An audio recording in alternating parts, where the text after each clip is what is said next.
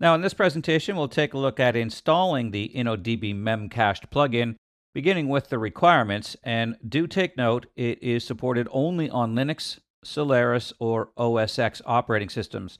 So perhaps notably, it is not supported on Windows-based systems.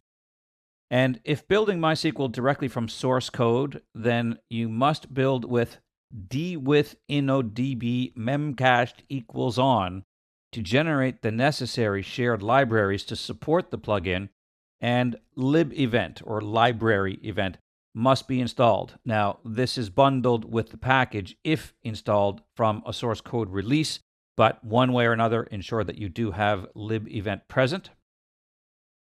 Then in terms of the configuration, you can run the InnoDB memcached config.sql configuration script. And this installs the Memcached InnoDB database with 3 necessary tables: cache policies, config options, and containers. And that same script also installs a test database with a demo test table. Then you can verify the setup by querying the test database, and you can do this with just a traditional SQL statement, select star from test.demotest, and then you can establish a telnet session with the server if you don't have any application designed yet. So you can telnet to localhost over port 11211, and it listens by default on that port, and then you can execute memcached commands. You can set AA as a value. The first 0 is just a flag, which is ignored by Memcached unless your application requires it.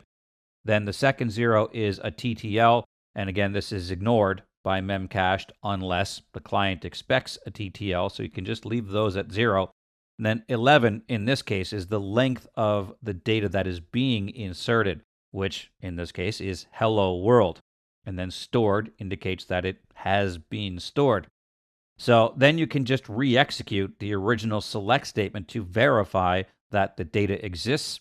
And as long as that record comes back, then you have correctly configured your memcached plugin.